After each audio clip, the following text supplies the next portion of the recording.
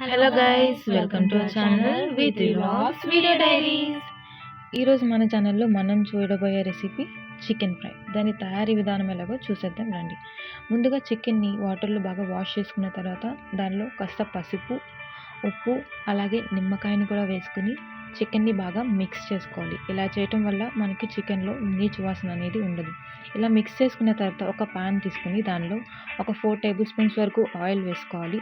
Oil heat అయిన తర్వాత ఒక మీడియం సైజు ఉల్లిపాయని సన్నగా చాప్ చేసుకోవాలి. చాప్ చేసుకున్న తర్వాత దానిలో వేసుకోవాలి. ఉల్లిపాయలు వేసిన తర్వాత దానిలో కాస్త సాల్ట్ కూడా వేసుకోండి, ఎందుకంటే ఉల్లిపాయలు త్వరగా ఉబ్బిపోతాయి. మనకి పచ్చి వాసన పోయేంత వరకు ఉల్లిపాయలని ఫ్రై చేసుకోవాలి.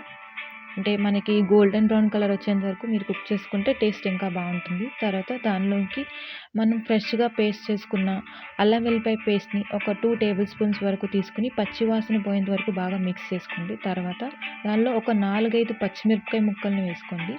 అవి కొంచెం ఫ్రై అవుతున్నప్పుడు ఒక 2 రెబ్బల కరివేపాకును కూడా వేసుకుని దానిలో బాగా కలుపుకోండి. అవి బాగా కలుపుకున్న తర్వాత మనం ఆల్రెడీ మ్యారినేట్ చేసి పెట్టుకున్న చికెన్ ముక్కల్ని కూడా దానిలో వేసుకుని ఒక్కసారి మనం వాటిని బాగా తిప్పుకోవాలి. అంటే మసాలా అంతా చికెన్ ముక్కలకి పట్టేంత వరకు బాగా కలుపుకోవాలి.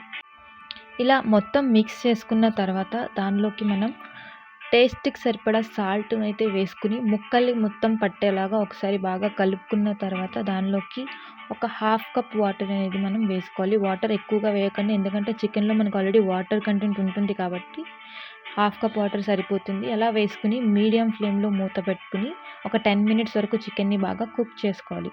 అలా మనం వేసుకున్న వాటర్ అంతా చికెన్లోకి బాగా పట్టి దగ్గరగా పడుతుంది అనుకున్నప్పుడు దానిలో కాస్త టేస్ట్కి సరిపడా కారం అలాగే గరం మసాలా పొడి కూడా వేసుకోవాలి.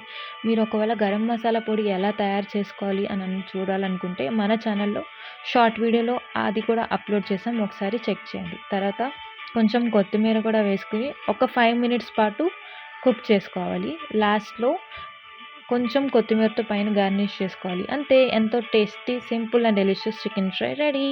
ఇలాంటి మంచి మంచి వీడియోస్ కోసం do watch, like, share and subscribe to our channel with vlogs video diaries.